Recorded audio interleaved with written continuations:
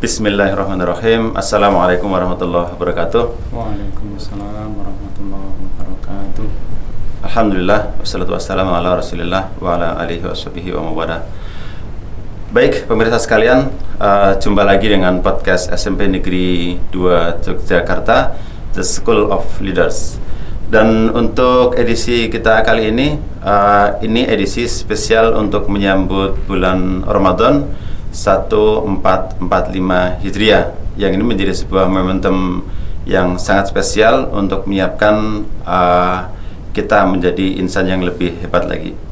Baik, untuk hari ini saya ditemani oleh seorang ustadz yang saya yakin banyak yang sudah terkenal, sudah banyak kenal sekali, dan beliau adalah Ustadz Abdullah Sunono. Beliau Ketua PWIKD DIY. Assalamualaikum Ustadz. Waalaikumsalam warahmatullahi wabarakatuh. Alhamdulillah, pertemuan pertama dengan Ustadz di podcast ini. Ya, insyaallah. Dan untuk hari ini kita akan membahas tentang Ramadan, Ustadz. Dan podcast kita kali ini disaksikan oleh anak-anak siswa SMP Negeri 2 Yogyakarta semuanya, insyaallah, kemudian orang tua, dan mestinya umat muslim pada umumnya. Dan kita akan spesial membahas tentang Ramadan, Ustaz. Nah, mungkin perlu cerita dari Ustadz bagaimana sikap kita terhadap Ramadan, karena Ramadan itu ada yang mensikapi ya biasa saja, kenapa sih Ramadan gitu kan, semua puasa, atau ada yang ini harus begini harus begitu gitu. Nah, sikap masyarakat terhadap Ramadan, Ustaz, bagaimana itu? Ya. Bismillahirrahmanirrahim. Assalamualaikum warahmatullahi wabarakatuh. Waalaikumsalam. Memang Ramadan bagi kaum muslimin adalah syariat yang diwajibkan oleh Allah Subhanahu wa taala. Tetapi ketika orang itu mengatakan wajib, kadang-kadang buah yang muncul adalah ketakutan. Kalau nggak dijalankan, dosa. Nah, sehingga rasanya menjalankan Ramadan itu adalah sebuah paksaan, daripada nanti dosa, daripada nanti dihukum ya. Tapi juga ada, memang Ramadan itu orang melihatnya dari sisi penderitaannya. Jadi fokusnya adalah Ramadan datang berarti lapar dan dahaga, ditambah ya apa-apa nggak boleh lah. Sehingga dia seolah-olah Ramadan itu seperti orang sedang siap-siap masuk penjara. Makanya kadang-kadang satu Ramadan lewat, ditulis di kalendernya, dilingkari masih kurang 29 hari gitu kan. Nah, ini menyebabkan Ramadannya juga tidak nikmat. Ada juga orang yang ini memang tradisi, tetapi harus dijalankan. Ya, makanya banyak juga kaum muslimin yang dia menjalankan puasa Ramadan, tetapi tidak sholat 5 waktu. Dia menjalankan sholat tarawih, kalau nggak berangkat tarawih dimarahin ibunya. Tapi kalau nggak sholat 5 waktu, nggak apa-apa. Nah, ini seolah-olah Ramadan, tarawih, Idul Fitri adalah tradisi bagi mereka. Karena dia tradisi, ya yang penting dijalani dan lewat. Nah, sehingga mari kita sedikit merubah cara berpikir tentang Ramadan. Yang pertama adalah sudut pandang ya tentang Ramadan itu sendiri. Karena orang itu bisa bahagia, bisa menderita hanya karena sudut pandang aja. Dengan melakukan hal yang sama ya. Dengan melakukan hal yang sama. Misalkan orang berguling, kemudian lari, dia merasa menderita. Tapi kalau kemudian dia dijanjikan habis ini dia akan punya jabatan, punya penghasilan dengan masuk akmil, akademi militer, orang nggak melihat menderitanya. Bahkan orang berbondong-bondong daftar untuk masuk ke akmil. Walaupun dengan penderitaan. Walaupun harus melewati penderitaan yang katanya kawah Candra di Mekah itu. Nah, demikian pula orang melihat seorang pendekar yang pandai berkelahi. Orang nggak mengetahui bahwa di balik kepandaiannya berkelahi itu, dia harus berlatih. Dan latihannya tentu saja juga dengan latihan yang cukup berat.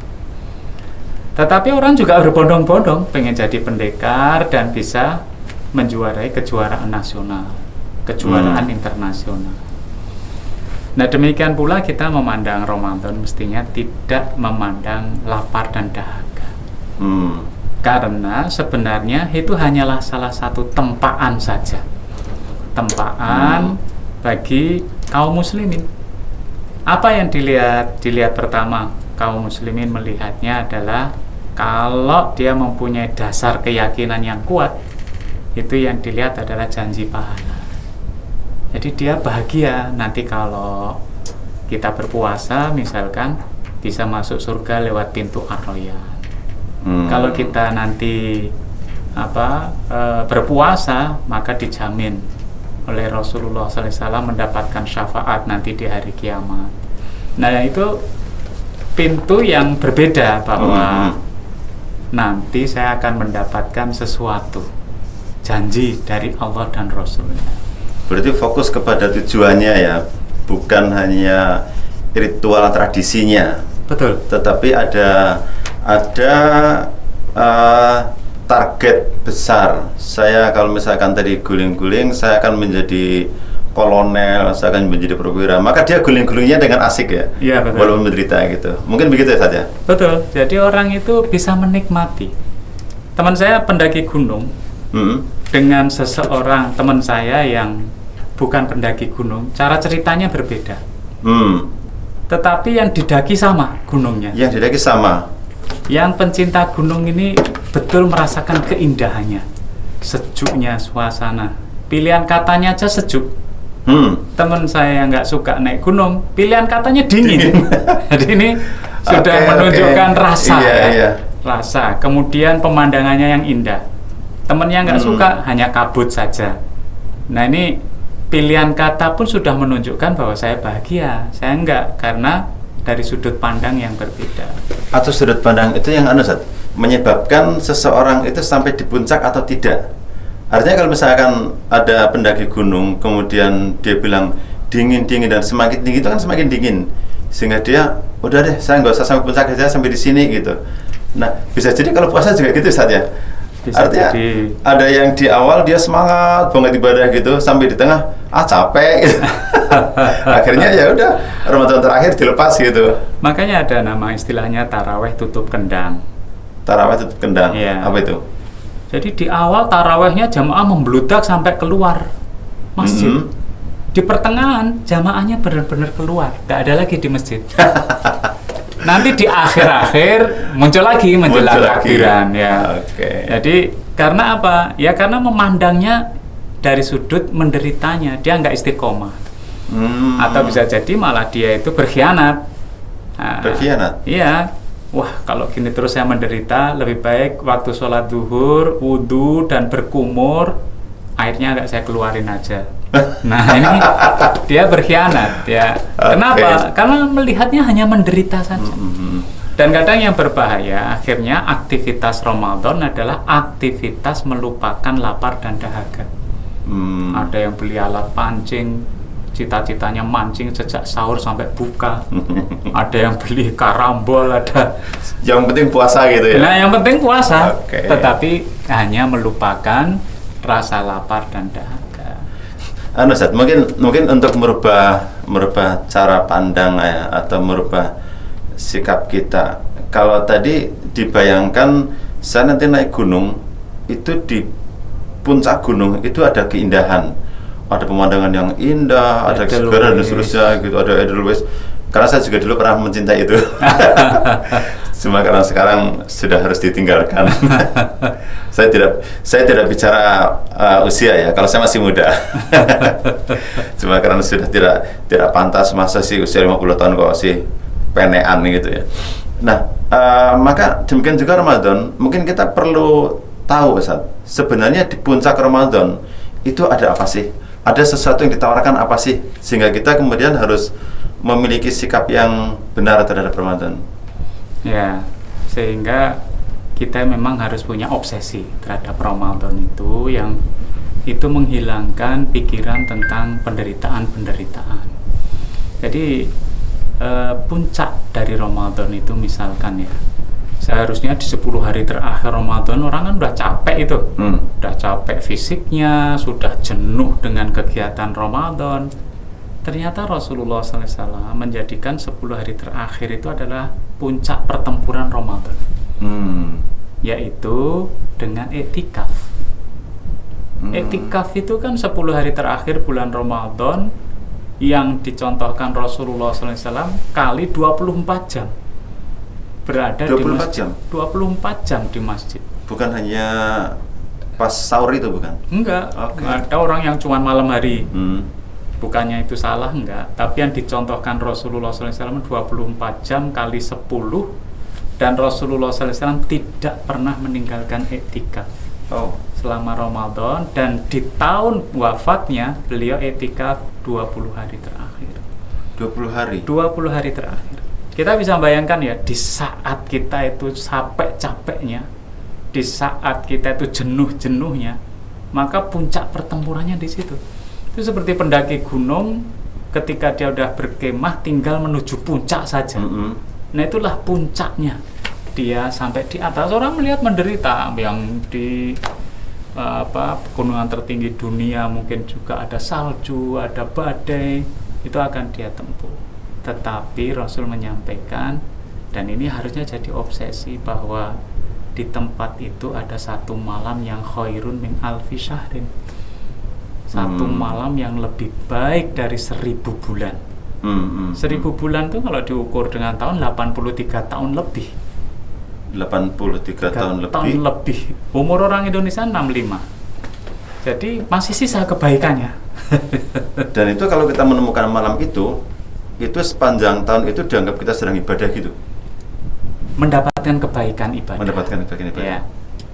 Mau saya sampaikan komparasinya ya. Gimana? Sebenarnya itu kan ayatnya surat Al-Qadar itu.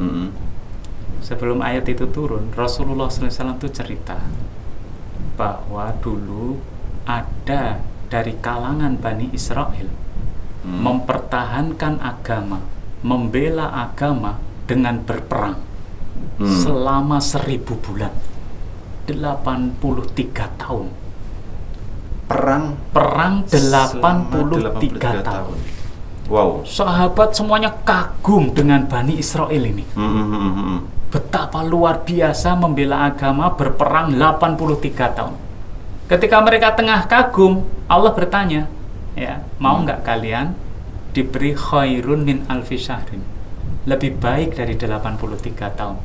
Apa itu? Lailatul Qadar. Masya Allah. Jadi komparasi itu yang harusnya orang terobsesi. Kita itu suruh perang sebulan aja udah nangis. 3 hari nggak kuat. 3 hari nggak kuat. Ini 83 tahun. Nah, dibuat komparasi, Allah memberi hadiah. Ini kan istilahnya hadiah pada kaum muslimin di bulan Ramadan, puncaknya. Dan itu diberikan kepada kaum muslimin sebagai kabar gembira.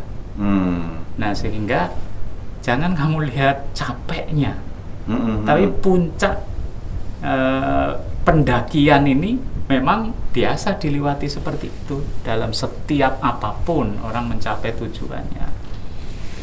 Ustaz, kalau Lailatul Qadar itu menjadi salah satu puncak ya, mungkin nggak kalau misalkan selama puasa saya biasa-biasa saja lah, tidak usah banyak tilawah, ya terus biasa saja, sholatnya juga biasa saja.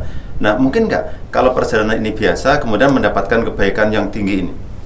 Ya, sebenarnya yang dinilai Allah itu 2 hal ya. Pertama adalah niat, dan yang kedua adalah prakteknya. Gitu. Nah, ketika memang niat kita itu mencari Lailatul Qadar dengan mengetahui batas kemampuan saya, kalau energi saya habislah di Lailatul Qadar, maka itu insya Allah akan mendapatkan juga Lailatul Qadar.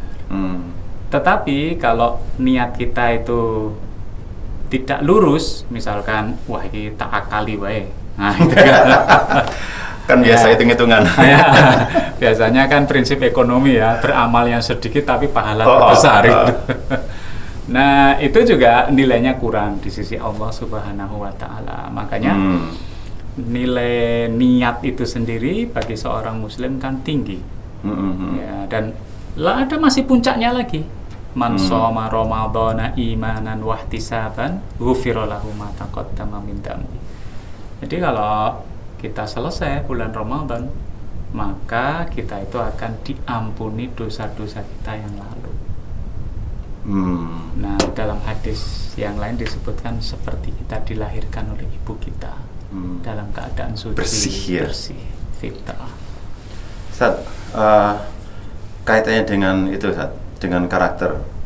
Mungkin nggak Ramadan yang hanya 29 atau 30 hari ini itu membentuk sebuah karakter baru, karakter yang memang sesuai dengan apa yang diinginkan oleh Allah gitu. Ya, jadi memang ada perbedaan ya di antara kawah candra di muka dan kawah Ramadan. Kawah candra di muka itu ya lebih dari 1 bulan. Kemudian di situ ada pelatih. Lari, kok nggak lari ya di kena peringatan ya kan? Okay. Nah, sehingga mereka bisa jadi pribadi yang berubah. Ya. Nah, sedangkan Ramadan itu berbeda. Dia hanya 1 bulan. 1 bulan itu pun tidak ada pelatih. Tetapi Ramadan itu ibadah yang berbeda dengan yang lainnya. Kalau orang sholat, Allahu Akbar kelihatan. Orang haji tawaf, labbaik Allahumma labbaik kelihatan. Kalau Ramadan, saya dan Pak Khairul, siapa yang puasa, siapa yang enggak? Enggak ada orang yang tahu. Siapa yang tahu? Allah Subhanahu wa Ta'ala dan dirinya sendiri. Maka Ramadan itu awalnya adalah muraqabatullah, pengawasan Allah. Nah, ini bukan pengawasan pelatih. Nah, sehingga dampak ini diharapkan 12 bulan kemudian masih terasa karena yang ngawasi kamu tuh bukan pelatih, yang ngawasi kamu adalah Allah Subhanahu wa Ta'ala. Bukan guru yang mengawasi ya. Bukan guru. Tuh, anak-anak catat tuh. Bukan guru yang mengawasi amalia Ramadan, tapi Allah yang kita harus muraqabatullah ya, merasakan bahwa saya melakukan apapun diawasi oleh Allah. Dan ini sebenarnya kalau misalkan selama 1 bulan ini kita latih, itu ada nggak dampaknya? Kita latih terus itu, iya. Adalah sifat amanah dan jujur. Kenapa orang pakai helm? Ada polisi katanya. Ya. Kalau diawasi oleh Allah, nggak perlu kok ada polisi. Saya pakai helm itu memang karena ini urusan melindungi kepala saya, bagian dari ajaran Islam menjaga keamanan. Jadi saya gitu tidak butuh ada polisi atau enggak, gitu. Jadi di sini pengawasan terlalu banyak kadang-kadang, ya kan? Hanya untuk mengawasi lembaga yang sedikit. Ya, misalkan ya contohnya kita itu di lembaga pemerintah ada inspektorat, itu ngawasi kita. Dari kabupaten, kota, provinsi, pusat ada inspektorat. Itu nanti masih ada pengawasan keuangan BPK, BPKP. Iya. Ada KPK. Nanti kalau ada satu polisi, kejaksaan. Dan perlu diingat polisi itu ada yang mengawasi juga, IPW, Propam. Jadi ini pengawasnya mandore luwih kayak timbang pelakunya. Timbang tukangnya ya. Jadi nah ini pentingnya kenapa itu. Pengaruhnya Ramadan itu sampai di luar karena memang dia nggak membutuhkan, dia harus mempunyai keyakinan Allah yang melihat dia, sehingga tidak perlu ada pelatih yang akan mengontrol dia. Mestinya kalau kita berhasil merasa diawasi oleh Allah, itu sudah cukup ya? Sudah cukup segalanya. Sudah cukup segalanya karena Allah itu zat yang maha melihat. Ya. Kalau kita tidak merasa diawasi Allah, kan kita baiknya di hadapan orang, di kerumunan orang banyak, kelihatan baik gitu. Kelihatan baik ketika sendiri. Nah, tetapi kalau Allah yang mengawasi, apakah kita sendiri, apakah kita di kerumunan orang banyak, ya nggak jauh beda lah. Wajar kalau dengan banyak orang kita sergap, ya wajar ya banyak temannya. Tapi kalau sendirian ya nggak parah-parah banget. Ini menarik Ustaz. Tolong berikan kepada kami trik agar kami itu merasa selalu diawasi oleh Allah. Gimana Ustaz? Ya, kalau secara teori mungkin sudah tahu ya. Tapi untuk merasa gitu, gimana triknya? Jadi pertama ya, bagaimana kita merasa diawasi oleh Allah Subhanahu wa Ta'ala. Yang pertama memang ditekankan berkali-kali. Gitu. Jadi namanya akidah itu, keyakinan itu ditekankan berkali-kali. Ditekankan berkali-kali. Ya, jadi misalkan saya melakukan sesuatu, maka tekankan dalam diri Anda, saya diawasi. Nah gitu, nggak perlu CCTV, nggak perlu, saya diawasi. Itu harus ditekankan berkali-kali di dalam diri kita, sehingga itu akhirnya menjadi keyakinan yang kuat, yang menghujam di dalam diri kita. Kemudian yang kedua adalah dilakukan dalam keadaan sepi. Nah, kita berlatih dalam keadaan sunyi, sepi. Nah, kita tetap seperti keadaan ketika berkumpul dengan orang banyak. Nah, latihan yang kedua ini juga akan menyebabkan kita ada yang mengawasi diri kamu. Ya. Dan yang ketiga tentu saja biasa ya, berkumpul dengan orang-orang yang juga merasa diawasi oleh Allah. Ya. Karena kan orang kadang-kadang kan, alah nggak ada yang tahu aja kok. Nah gitu kan. Tetap terpengaruh ya? Terpengaruh, apalagi ini didoktrin berkali-kali. Pertama kita juga, wah janganlah gitu. Tapi orangnya bilang lagi, nggak ada yang tahu. Bilang lagi nggak ada yang tahu. Akhirnya, ya udahlah apa salahnya. Nah, tapi kalau kita kumpul dengan orang yang memang juga merasa diawasi Allah, dia akan mendoktrin kita juga. Ya, kamu nggak tahu sih, tapi Allah kan tahu. Nah, itu menjadikan kita, wah iya benar. Jadi kalau kita ketemu dengan teman-teman atau sekelompok orang-orang yang paham bahwa diawasi, itu akan menguatkan kita ya. Benar, menguatkan keyakinan kita. Karena emang kata Ustadz itu iman kadang-kadang naik, kadang-kadang turun. Pada saat turun, kemudian kita ketemu dengan orang-orang yang tidak soleh gitu, bahaya ya. Tapi ketika turun, pas kita ketemu dengan orang soleh, kita akan diingatkan. Ya, kita akan terbawa. Karena Rasul mengingatkan ya, seseorang itu bersama agama teman dekatnya. Agama teman dekatnya. Teman dekatnya. Ya. Ini menarik ini. Apakah itu berarti kemudian pada saat Ramadan kita tidak boleh bergaul dengan semua orang atau gimana? Jadi Rasul menyebutnya Khalil. Khalil itu teman dekat. Jadi kalau berteman dengan semua saja. Tapi kalau teman dekat itu harus orang yang baik.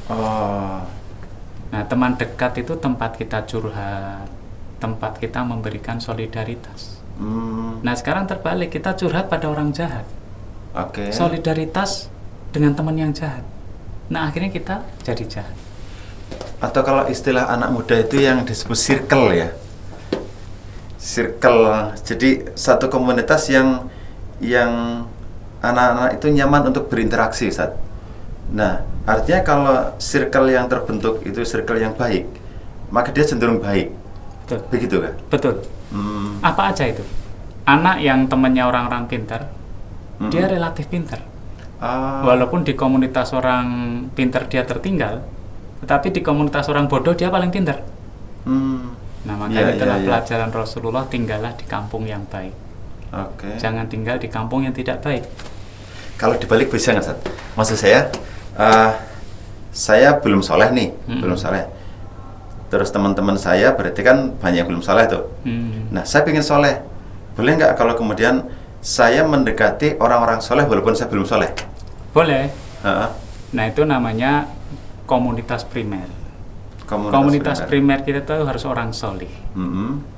Di komunitas primer itulah kita boleh curhat dengan sesungguhnya dan memberikan solidaritas. Karena curhat itu hati-hati. Kita curhat dengan orang jahat misalkan, wah aku nggak punya duit, yuk maling, gitu kan. Sebenarnya dia empati sama kita, cuman dia yang ada di benaknya bahwa cari duit itu maling. Wah saya lagi sulit ekonomi, yuk cari dukun. Karena memang dia taunya ya itu. Tapi ketika kumpul di komunitas solih kita curhat, ya saya lagi kesulitan, yuk kita berusaha, berdoa sama Allah. Nah itu yang dia tahu juga itu solusinya.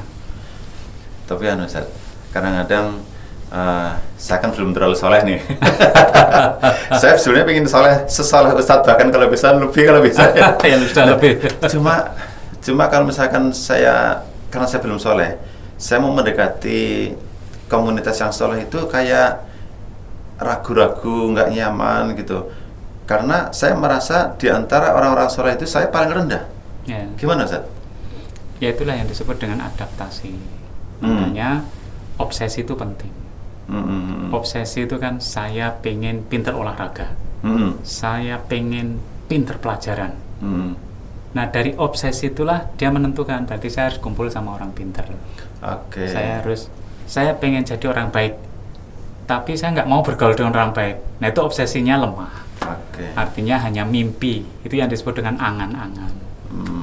Walaupun mungkin ketika saya bergaul dengan orang yang lebih soleh itu awalnya belum nyaman ya. Belum nyaman. Karena harus ada adaptasi. Jadi orang baik jadi buruk itu butuh adaptasi. Orang buruk jadi baik butuh adaptasi. Gitu. Orang masjid kumpul dengan preman, berarti nggak mudah. Tapi kalau dia bisa melewati adaptasi itu, bisa lebih jadi preman lagi dia. Bisa. Demikian pula sebaliknya. Jadi harus ada komitmen dulu ya. Komitmen saya akan menjadi orang soleh, atau saya akan menjadi orang biasa-biasa saja gitu. Nah, benar. Apakah besok saya lebih baik ataukah enggak? Nah, saya kira ini momentum Ramadan, ini momentum yang pas untuk menentukan pilihan ya. Betul. Artinya Ramadan ini akan saya jadikan Ramadan yang biasa-biasa saja, atau Ramadan ini akan membentuk saya menjadi sesoleh apa gitu. Seperti itu ya. Betul. Karena Ramadan itu adalah bulan latihan. Bulan tempaan. Pertanyaannya mau ditempa nggak? Besi itu kan juga kalau mau dibentuk yang indah ditempa dia. Dibakar, dipukul, dia jadi belati, jadi pedang. Nah Ramadan ini juga tempaan. Setelah dipukul, setelah ditempa, setelah dibakar ya. Iya. Berarti kalau misalkan besi itu tidak mau ditempa lari gitu. Dia nggak jadi. Nggak jadi. Artinya bisa jadi memang yang lari itu nggak punya obsesi. Dia nggak bisa membayangkan gimana hari esok, hari depannya lebih indah. Saya pengen jadi pendekar. Gimana bisa kalau nggak latihan? Pertama kali datang latihan, sudu'en, suruh lari, ya kan? Tapi dia harus beradaptasi dengan itu. Orang pertama kali masuk hutan latihan militer, mesti rasanya nggak karuan. Tapi kalau dia udah adaptasi, ada istilah terkenal back to the jungle. Ya, jadi bagi mereka kan, wah malah merindukan kembali ke hutan. Gitu, ya. Nah, berarti tidak semua orang yang melalui Ramadan itu pada akhirnya dia menjadi seorang yang bertakwa ya. Karena ketika mau ditempa dia lari, ketika mau dibakar dia nggak mau. Maka ketika keluar dari Ramadan ya masih besi utuh gitu. Betul. Jadi bisa jadi karena cara masuknya yang keliru. Dia melihat ini hanya lapar dan dahaga. Dia hanya melihatnya ini tradisi saja. Dia hanya takut masuk neraka, cuman gitu aja ya. Akhirnya ujung-ujungnya Idul Fitri hari kemerdekaan. Gitu kan. Dari sebuah penderitaan. Nah, ini yang menarik Ustaz. Jadi selama Ramadan ini akhirnya saya harus apa? Karena kalau misalkan saya di tempat, saya tidak tahu tempaannya seperti apa gitu. Dan selama Ramadan ini saya harus melakukan apa untuk menjadi seorang yang bertakwa. Nah, apa kiatnya atau apa yang harus saya lakukan selama Ramadan ini, Ustaz? Ya, jadi Ramadan ini pertama menyengaja diri melatih sehingga punya kepribadian baru. Misalkan sahur itu kan biasa aja. Iya. Kalau kita sahur biasa aja, apa perbedaannya? Tapi kalau sahur saya jadikan latihan, apa yang saya nggak suka, saya harus lawan. Karena itu kebaikan. Maka dia akan jadi pribadi. Pribadi apa? Kalau saya malas, saya harus lawan. Kalau saya takut, saya harus lawan. Itu berani melawan dirinya sendiri. Nah, itu menempa dirinya karena dengan sadar dia melawan. Demikian pula siang harinya. Nah, sehingga di dalam Ramadan itu sebenarnya ada latihan-latihan yang menyebabkan latihan ini kalau dilakukan dengan sadar dan rutin 1 bulan, itu bisa menjadi kepribadian baru, kepribadian orang yang bertakwa. Secara sadar ya? Secara sadar saya melatih ini. Jadi bukan karena teman saya puasa, aku ikut puasa, karena saya disuruh oleh gurunya tadarus, saya tadarus, tanpa ada sebuah kesadaran bahwa kenapa saya harus tadarus begitu ya? Betul. Jadi saya harus melakukan ini dengan kesadaran, merubah kepribadian saya. Makan malam kan biasa tiap hari makan malam. Tapi makan malam yang istimewa adalah saat buka. Masalah. Ya kan? Tapi kalau ini kita pahami bahwa supaya kita mensyukuri nikmat Allah, maka pelatihan ini akan membawa sikap yang baru. Apa nikmat Allah yang sudah dianugerahkan dalam diri kita, kita bisa mensyukurinya. Iya. Iya Ustaz, jadi sangat sayang ya kalau Ramadan yang sudah difasilitasi oleh Allah, yang menjadi sebuah, dari Ustaz sampaikan, bentuk sayangnya Allah kepada kita, kok kemudian kita tidak manfaatkan secara maksimal ya. Ya, jadi ini berita baik dari Allah, hadiah terbaik bagi kaum muslimin, disediakan 1 bulan ini. Mestinya kita bergembira untuk menyambutnya, bergembira untuk meraihnya. Baik pemirsa sekalian, kita berharap di Ramadan ini menjadi Ramadan yang sangat indah, Ramadan yang kita bisa nikmati, dan Ramadan yang memberikan dampak kepada kita, kepada sekolah kita, kepada keluarga kita. Dan Ustadz mohon bisa memberikan pesan-pesan terakhir untuk siswa SMP Negeri 2 Yogyakarta atau juga orang tuanya. Silakan Ustadz. Ya, bagi siswa dan orang tua, kita bayangkan seandainya Ramadan tahun ini adalah Ramadan terakhir kita, dan tahun depan kita udah nggak ketemu Ramadan lagi. Maka jadikan Ramadan tahun ini adalah Ramadan terbaik kita, seolah-olah ini adalah perpisahan kita dengan Ramadan terakhir kita. Demikian. Baik, terima kasih Ustadz, dan semoga pesan-pesan yang disampaikan oleh Ustadz Abdillah Sunono tadi betul-betul bisa memberikan pencerahan bagi kita, sehingga Ramadan kita menjadi Ramadan yang lebih bermakna. Terima kasih dari saya, Pak C, mengucapkan selamat menunaikan ibadah Ramadan. Semoga Allah semakin sayang dengan kita. Assalamualaikum warahmatullahi wabarakatuh. Waalaikumsalam warahmatullahi wabarakatuh.